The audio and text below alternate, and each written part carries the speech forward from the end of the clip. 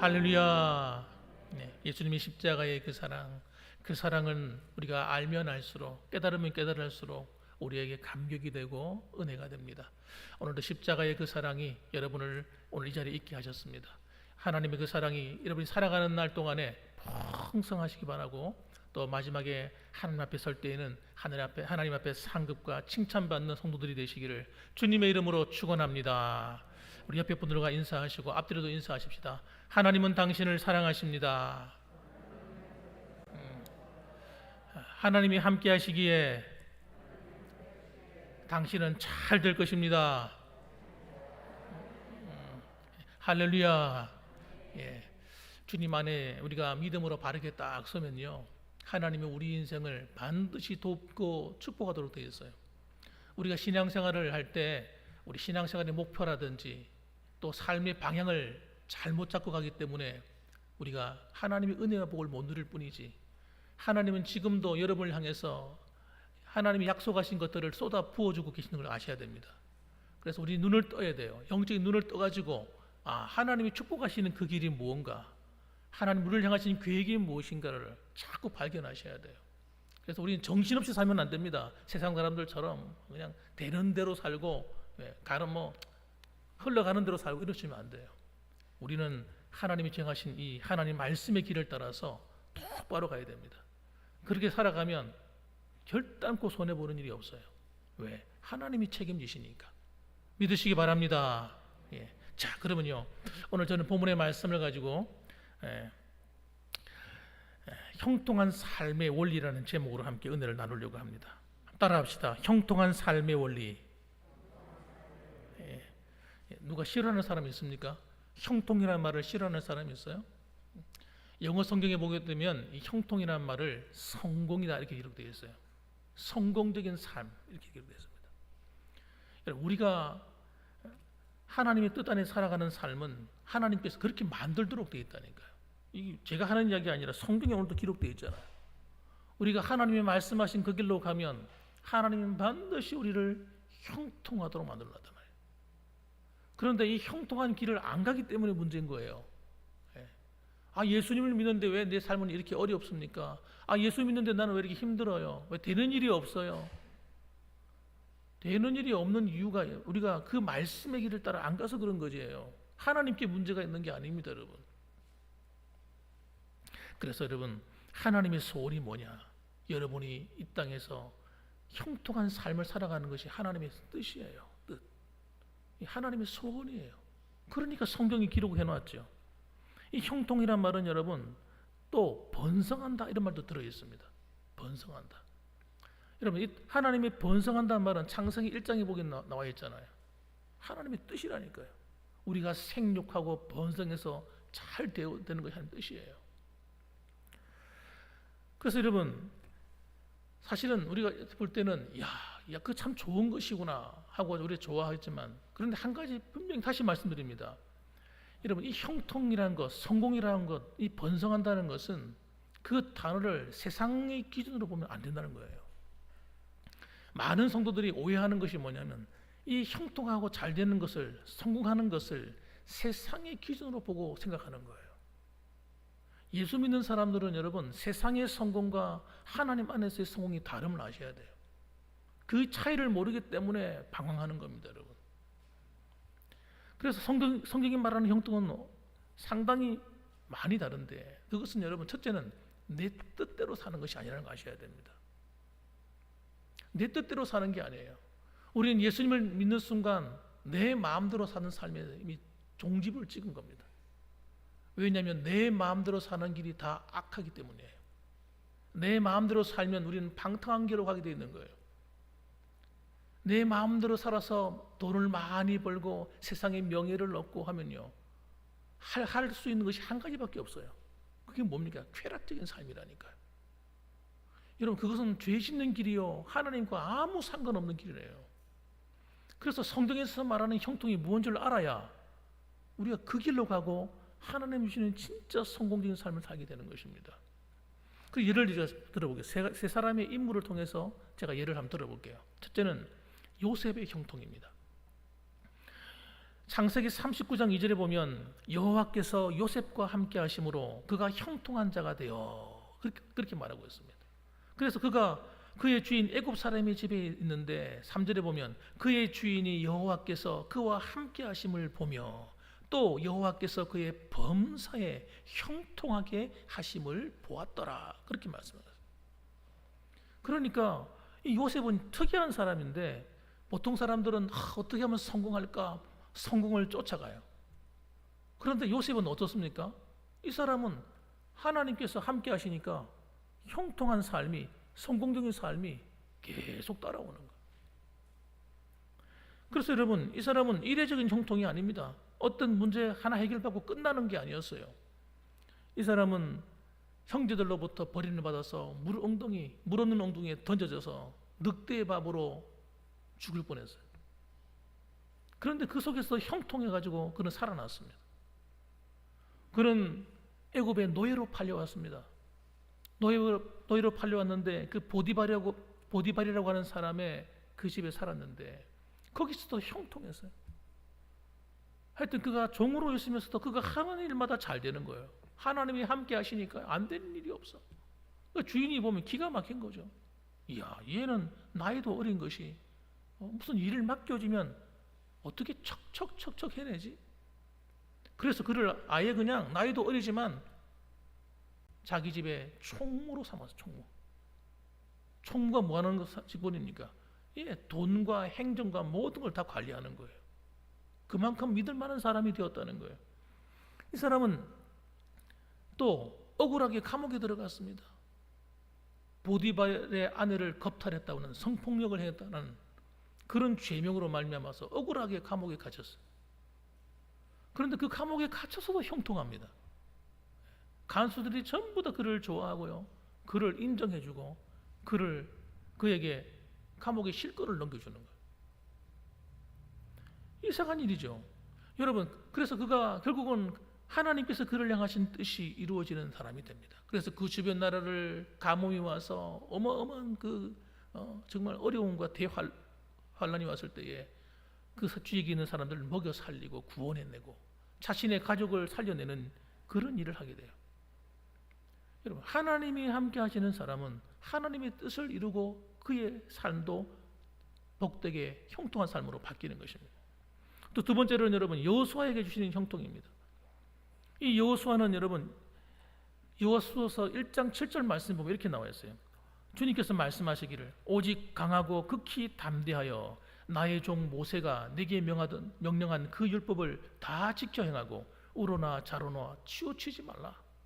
그리하면 어디로 가든지 형통하리니 이 율법책을 네 입에서 떠나지 말게 하고 주야로 그것을 묵상해서 그 안에 기록된 대로 다 지켜서 행해라. 그러면 네 길이 평탄하게 될 것이고 잘 되고 형통할 것이다. 이렇게 약속을 하셨어요. 그리고 그 약속은 그대로 다 이루어집니다. 여호수아의 형통은 뭡니까? 그는 가나안 땅을 정복해야 되는 것이었어요. 그 사명이죠, 자기에게는. 그런데 그것은 자기 힘으로는 할 수 없는 일이었습니다. 자신은 모세보다도 부족한 사람이고 그 스스로는 안 된다고 믿고 있었어요. 그런데 할 수 있는 방법은 뭡니까? 하나님이 함께 해주면 되는 거예요. 할렐루야. 여러분, 안 될 일이 어디 있어요? 여러분이 만난 어떤 문제든 어떤 역경이든 안 될 일이 어디 있어요? 하나님만 여러분과 함께 하시면 다 되는 거 아니겠습니까? 그런데 그 길이 뭐라고요? 하나님께서 너는 내가 시키는 대로 해라. 하나님 말씀을 네 입에서 떠나지 말게 하고 그 말씀만 지켜라. 그러면 나머지는 내가 다 해줄게. 그렇게 약속한 거예요. 그래서 여호수아가 정말 그렇게 합니다. 하나님이 시키는 그대로 행동합니다, 여러분. 그러니까 앞에 강한 적이 나타났던 약한 적이 나타났던 하나님께서 전부 다 이기게 하시는 거예요. 그 형통해서 성공한 인생을 살아간 겁니다. 뿐만 아니라 느헤미야가 있습니다. 느헤미야는 여러분 기도 응답의 형통을 받게 되는데 느헤미야 1장 11절 말씀 보면 주여 구하오니 귀를 기울이사 종의 기도와 주의 이름을 경외하심을 기뻐하는 종들의 기도를 들어주십시오. 오늘 종이 형통하여 이 사람들 앞에서 은혜를 입게 하옵소서 하였나니 그때에 내가 왕의 술 간원이 되었느니라 이렇게 말씀하고 있습니다. 그 당시에 왕의 술 간원이 됐다고 하는 얘기는 왕의 비서관이 되었다는 얘기예요. 지금으로 말하면 대통령 비서가 됐다는 얘기입니다. 그가 여러분 형통하게 해달라고 기도했어요. 근데 그 목적이 뭔지 아세요? 그건 자기의 유익을 위해서가 아니었어요. 자기 한번 잘 살아보겠다고 형통을 구한 것이 아니었습니다. 그는 자기 백성들을 생각했어요. 나라가 망하고 정말 엉망진창되어 있는, 성은 다 불타고 정말 성문도 불타버리고 외세의 침입에 그냥 무방비로 내버려져 있는 자신의 고국을 생각한 거예요. 이스라엘을 생각하면서 하나님 앞에 기도하는 겁니다. 하나님, 제가 어떻게 하면 돕겠습니까? 어떻게 하면 이 나라를 제가 도울 수 있겠습니까? 하나님, 방법이 있다면 내게 형통케 해주셔서 내가 왕 옆으로 갈 수 있도록 해주십시오. 그 당시에는 여러분 모든 실권이 왕한테 있기 때문에 왕만 도와주면 되는 거예요. 그래서 그가 그렇게 하나님께 형통을 구했는데 하나님께서 형통하도록 만들어 주셨어요. 그리고 그가 그곳에 가서 여러분 50일 만에 느헤미야가 성벽을 재건해 버립니다. 그 있을 수 없는 이야기예요. 있을 수 없는 이야기. 그 방해꾼들이 얼마나 많았습니까? 예? 목숨을 노리고 막 자기를 죽이려고 하고 하나 해결해 버렸어요. 형통했습니다. 하나님이 함께 하시니까요. 그러니까 여러분 요셉이나 그리고 또 그 여호수아나 느헤미야를 가만히 보게 되면 자신의 개인의 삶의 욕심을 위해서 형통을 구했던 사람들이 아닙니다, 여러분. 하나님의 뜻을 이루는 데 쓰임 받는 형통이었어요. 우리 그리스도인들은 여러분 세상 사람들처럼 어떻게 하면 내가 잘 먹고 잘 살까? 어떻게 하면 내가 돈을 많이 벌어볼까? 내가 어떻게 하면 편하게 한번 살아볼까? 이것이 우리의 목표가 되는 순간 우리는 타락하는 겁니다, 여러분. 돈 때문에 비굴해지는 겁니다. 우리는 그것이 목적이 아니라 어떻게 하면 하나님의 교회를, 주의 몸된 교회를 아름답게 부흥케 하고 복음의 사역을 이룰 수 있고 선교하는 일을 도울 수 있고 그렇게 할 수 있겠습니까? 하나님 그 일을 위해서라면 나를 형통하게 해주십시오. 나도 이 땅에서 한번 성공하게 해주십시오. 이렇게 기도할 수가 있는 것입니다, 여러분. 그렇게 하시면 하나님 마음과 맞기 때문에 하나님이 여러분의 기도에 귀를 기울이실 뿐만 아니라 하나님께서 여러분을 돕도록 되는 거예요. 그러니까 여러분 우리가 형통에 대한 바른 이해를 가지고 하나님께 기도할 필요가 있는 것입니다, 여러분. 오늘 본문의 말씀도 마찬가지입니다, 여러분. 본문의 말씀도 보게 되면 1절에 보면 복 있는 사람은 이렇게 출발합니다. 이 복 있는 사람은 어떻게 되느냐? 3절 끝에 보면 그가 하는 모든 일이 다 형통하리로다 하고 도장을 탁 찍어버렸어요. 여러분 이 말은 하나님께서 심심해서 해보는 말이 아닙니다. 다시 한번 말씀드리겠습니다. 하나님 앞에 복 있는 사람이 되면 여러분이 하는 모든 일이 다 형통할 수밖에 없다는 사실이에요. 때로는 요셉처럼 여러분 어려운 여러 가지 사건들이 일어날 수는 있어요. 그러나 그때마다 하나님이 형통케 하시고 또 이런 일에서 형통케 하시고 하나님께서 계속 함께 하시는 겁니다. 그렇기 때문에 우리는 귀를 기울여야 돼요. 오늘 본문에서는 도대체 우리가 어떻게 해야 복 있는 사람이 될 수 있을까? 어떻게 하면 형통한 사람이 된다고 하는 것일까? 여기 귀를 기울이셔야 되는 겁니다. 자, 그러면 첫 번째는 뭐냐면 버려야 될 것을 버릴 줄 아는 사람이 되셔야 됩니다. 삶의 태도가 얼마나 중요한지 몰라요. 내가 어떻게 살 것이냐, 이 삶의 태도가 건강해야 우리의 삶도 건강한 방향으로 나가는 겁니다. 예수님은 우리를 죄의 종노릇한 데서 건져내셨어요. 왜냐하면 우리를 불행하게 만드는 것이 다름이 아니라 우리가 가난하기 때문이거나 우리가 또 우리가 빽이 없거나 돈이 없어서 우리가 불행해지는 것이 아니라 우리의 삶에, 우리의 가정에 들어와 있는 이 죄 때문이 문제라는 거예요. 그래서 예수님은 이 죄의 종으로부터 우리를 십자가에서 피 흘려 죽으심으로 자유케 해버리신 겁니다. 그리고 우리를 의의 종으로 만들어 주신 거예요. 그래서 우리는 선한 일에 힘쓰는 하나님의 백성들이 된 겁니다. 그런데 하나님의 백성들이 예수님을 믿음에도 형통하지 못하는 이유가 뭐냐? 바로 하나님이 기뻐하시는 의의 길을 걷지 않기 때문이라는 거예요. 자꾸 죄와 관계된 삶의 유혹을 못 견디고 그것을 따라가기 때문에 문제라는 거예요. 그래서 아주 구체적으로 오늘 본문에 말씀하는데요. 우리 1절 말씀에 뭐라고 얘기하냐면 이렇게 얘기해요. 첫째는 잘못된 생각을 버려야 된다는 겁니다. 잘못된 생각. 이걸 악한 꾀를 버려야 된다. 이렇게 얘기해요. 여러분, 악인의 꾀를 따르지 아니하며 이 악인의 꾀, 이 악한 생각, 여러분 이 악한 생각이 얼마나 중요한지 몰라요. 이 악한 생각이 뭔지도 모르고 살아가는 사람들이 성도들이 널려 있어. 자신이 생각하는 것이 죄인 줄 모르는 사람이 널려 있다고요. 왜 내게 좋은 것이 안 오냐? 안 오는 이유가 여러분, 내게 있는 이 악한 생각이 하나님으로부터 오는 좋은 모든 것을 막아버린다는 거예요. 그럼 악한 생각이 뭐냐 이거예요. 악한 생각이, 예? 하나님 앞에서 옳지 않은 생각이 뭐겠습니까? 예.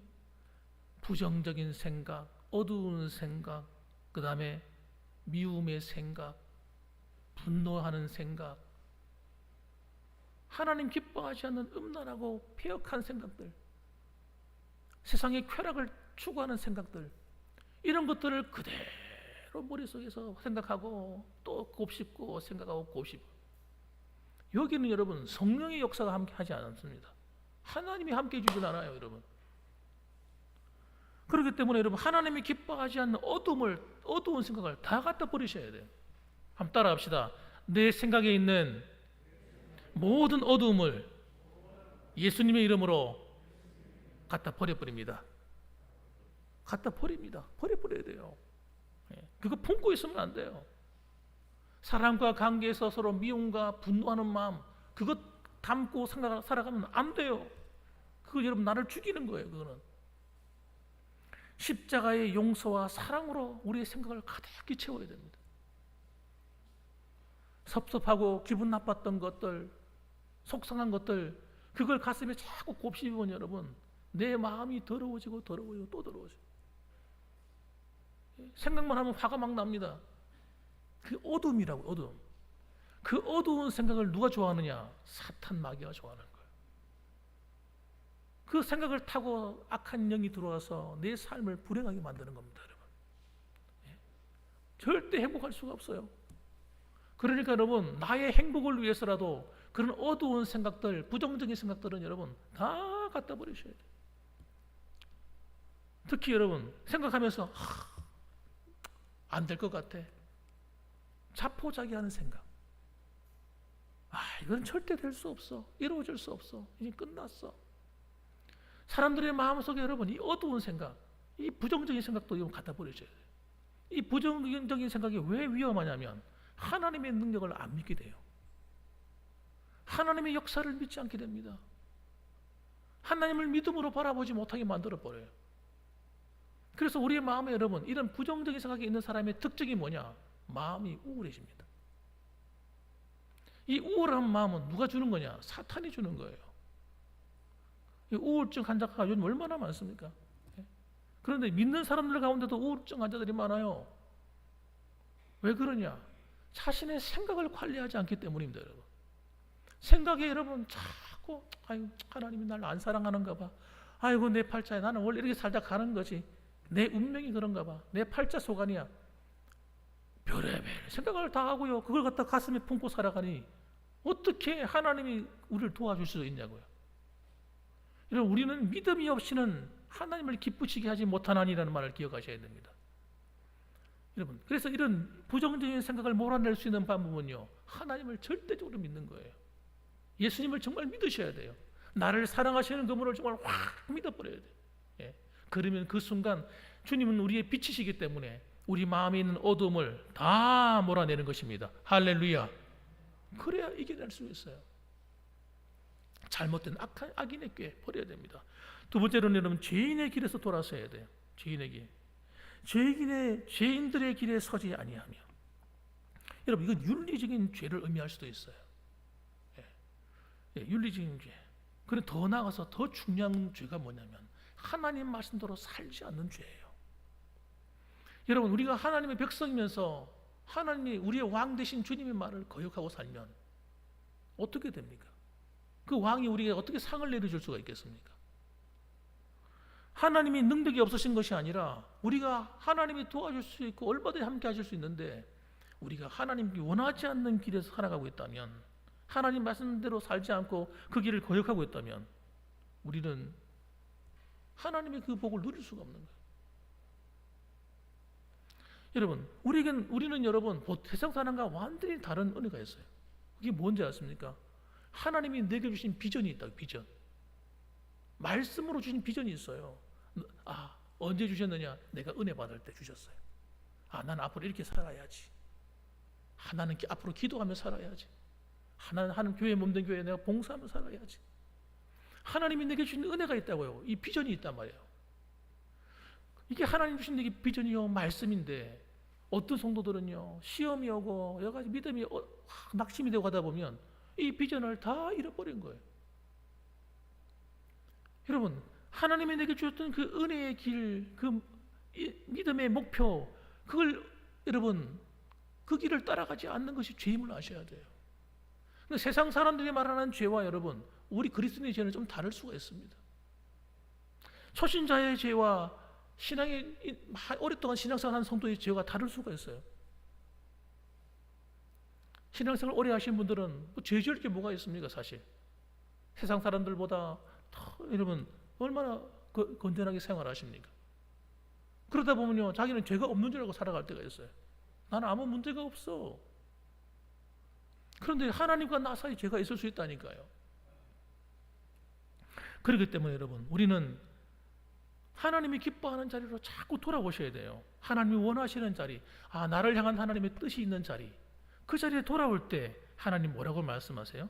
네가 형통하게 될 것이라고 얘기하시는 겁니다. 자, 그래서 여러분 마태복음 6장 34절 말씀, 그런즉 너희는 먼저 그의 나라와 그의 의를 구하라. 그리하면 이 모든 것을 너에게 더하시리라. 죄인의 길은 어떤 사람들입니까? 먼저 그의 나라와 그의 의를 구하는 자리를 떠난 사람들이에요. 이 사람들은 어디에 서 있습니까? 하나님의 뜻보다도 내 뜻이 더 중요한 사람들. 우리 그리스도인들의 죄는 여러분 그겁니다.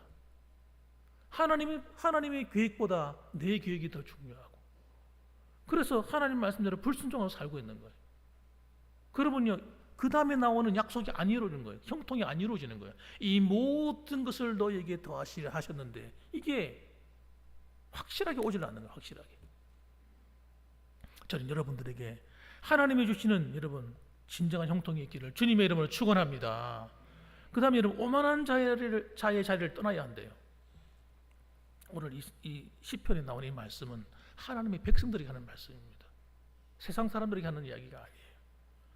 오만한 자의 자리를 떠나야 한다. 이 오만하다고 하는 말은 히브리어로 레침 하는 말입니다.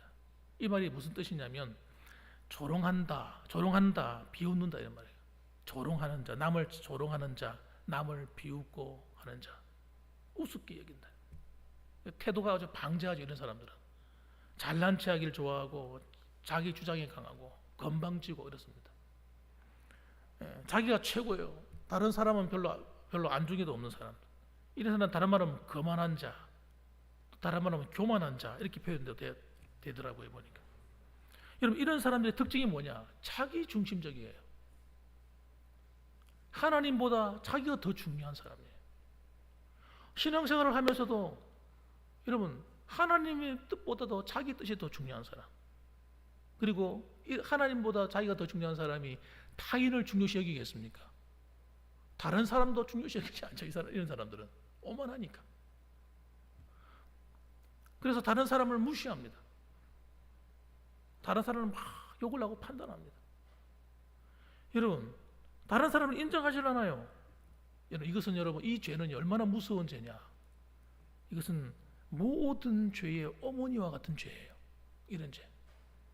이런 죄는 여러분 누가 다 갖게 됩니까? 세상 사람들보다도 그리스도인들이, 하나님의 백성들이 이런 죄를 지을 확률이 되게 높습니다. 세상 사람들 같은 경우야 이미 하나님으로부터 일단은 1차적으로 이렇게 제껴져 있는 상태예요. 굉장히 위험한 거예요. 어떤 사람이 이런 잘못을 범하게 됩니까? 하나님 앞에 은혜를 많이 받은 사람들 경우, 이런 자리에 앉을 경우가 되게 높습니다. 하나님의 축복을 많이 받은 사람들, 하나님의 사랑을 입은 사람들, 여러분 하나님께 은혜를 특별히 많이 받았다고 생각하는 사람이 자기도 모르게 이런 자리에 앉는 거예요. 이건 예수 안 믿는 사람들보다도 믿는 사람들이 이렇게 할 확률이 되게 높다는 거예요. 그래서 우리는 여러분 항상 조심해야 돼요. 나도 조심해야 되죠. 우리 모두가 함께 조심해야 됩니다. 그래서 나도 다른 사람을 함부로 대하고 판단하고 있지 않는가 살펴보셔야 돼요. 다른 사람을 함부로 무시한다든지, 저 신앙도 별로 없어 보이고 뭐 부족해 보여? 그럼 한번 말을 함부로 해버리는 거예요. 함부로 꾸짖어 버리고 함부로 책망해 버리고, 이건 굉장히 위험한 거예요. 위험한 거예요. 우리는 여러분 겸손해야 돼요. 겸손해야 하나님의 은혜가 있어요. 우리 은혜가 메말라 버리지는, 하나님 아무리 기도해도 은혜가 메말라 버리는 이유 중에 한 가지가 이것 때문에 그렇습니다. 이상하다. 틀림없이 하나님 내게 은혜를 주셨는데 왜 이렇게 내 마음이 건조하고 되게 답답하지?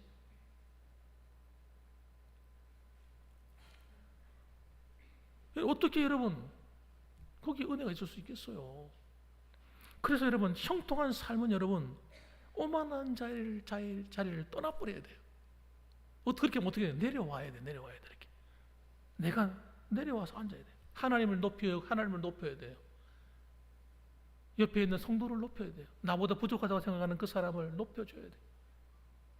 말로서 높여주고 행동으로서 높여줘야 됩니다. 잘 대해주셔야 돼요. 그렇게 할 때 하나님의 은혜가 회복이 됩니다. 그래서 여러분 이것과 지금 1절 말씀이 굉장히 중요하거든요. 우리는 보통 3절 말씀을 중요시 여기는데 사실은 1절 말씀이 굉장히 중요해요. 떠나지 않으면 회복이 없기 때문에, 버리지 않으면 안 되게 해요. 이 세 가지를 버리는 것은 여러분 한순간에 이루어지는 사건일 수도 있지만 거의 평생에 걸쳐서 이루어집니다. 그러니까 이걸 빨리 회복하는 사람이 형통한 길로 접어드는 거예요. 자, 보세요. 그래서 여러분 두 번째로 보면 형통한 삶은 여호와의 율법을 즐거워하는 태도에서부터 시작이 됩니다. 보세요. 2절 보면 오직 여호와의 율법을 즐거워하여 그의 율법을 주야로 묵상하는도다. 대부분 하나님 말씀대로 살지 않게 되는 사람들은 여러분 말씀을 안 보기 때문이에요. 안 읽기 때문에 제대로 정확하게 안 봐요. 말씀을. 첫째는 아예 안 읽는 사람도 있고요. 둘째는 읽어도 그냥 막 읽는 거예요. 무슨 뜻인지 생각도 하지 않고 읽는 거예요.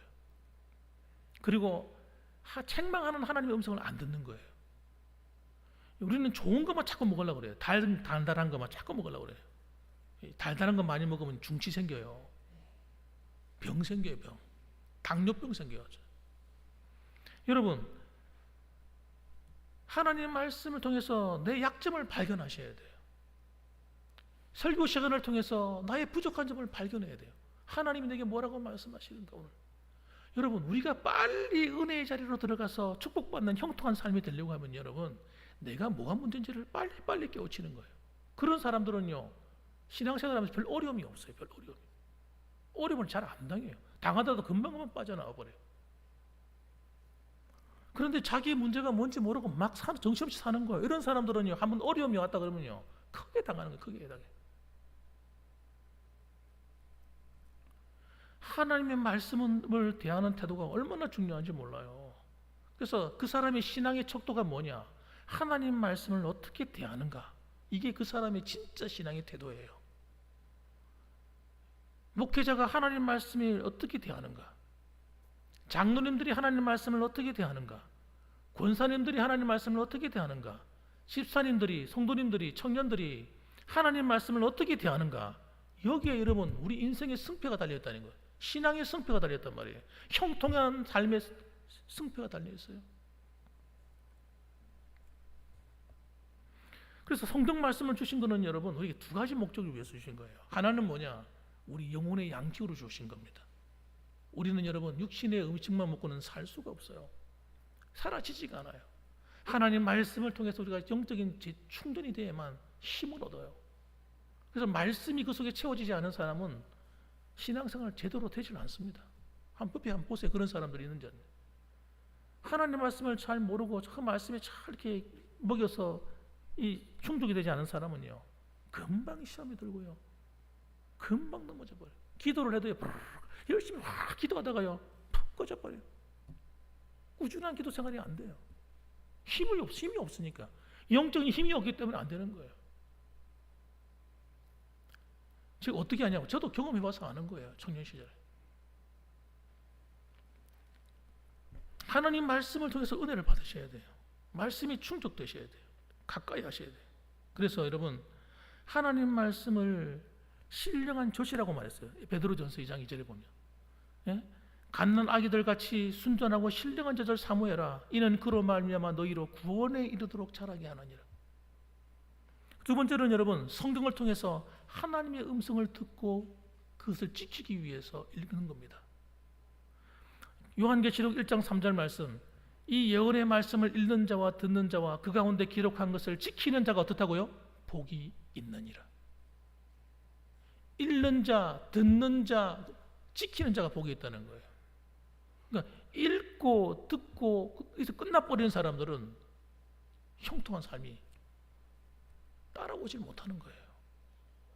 진짜 배경이 뭡니까? 읽고 듣고 난 다음에 뭐 하기 위해서 읽고 듣는 겁니까? 지키기 위해서 읽고 듣는 거예요. 내 길을 즐겁게 하기 위해서 성경 말씀을 듣는 것이 아닙니다. 읽는 것이 아니고요. 지키기 위해서예요. 아주 중요한 거죠, 이거는. 그런데 하나님 말씀을 지키라 이런 말하면요, 굉장히 부담스러워하고 생소하게 느껴지는 거예요. 예? 목사님 참 이상하다. 율법적인 분이야? 어떤 사람은 그렇게 생각을 해요. 아닙니다, 여러분. 하나님의 말씀을 우리가 지킴으로 구원을 얻는다는 것이 아니라 하나님의 백성이 되었기 때문에 하나님 말씀대로 살아야 되는 거예요. 이 삶이 내가 구원받았다고 하는 하나님 백성이라고 하는 증거란 말이에요. 예?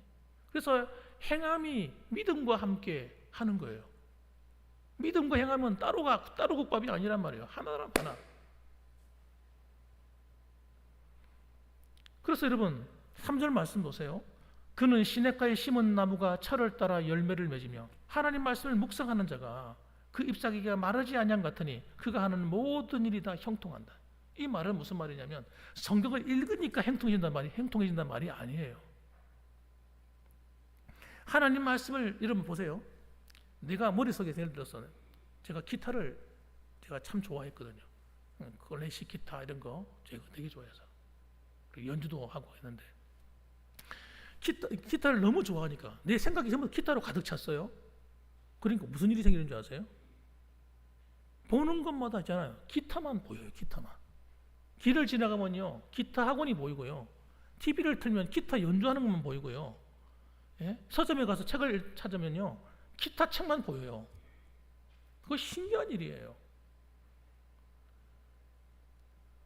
여러분, 이 사람의 생각이 뭐가 가득 차는 게 중요하냐면 이 마음에 왜 주님께서 자꾸 하나님 말씀을 묵상하라고 말하는지 생각하셔야 돼요. 하나님 말씀을 자꾸 내게 채우게 되면요, 우리 생각이 가득 차게 되면 그 길로 가려고 해요. 나도 모르게. 그렇게 살게 돼요. 자꾸 음란한 생각하는 사람은요, 음란한 것만 찾아요. 그런 것만 눈에 보인다니까요. 우리의 생각은 여러분 그냥 비워두면 안 돼요. 가만 내버려두면 안 되는 거예요. 이걸 우리 하나님이 아시는 거예요. 우리의 삶과 하나님 말씀이 얼마나 중요한지 아신다고. 그래서 하나님이 우리 생각에다가 세상적인 잘못된 걸 집어넣지 말고 하나님 이 말씀을 집어넣으라 이거예요. 이거다.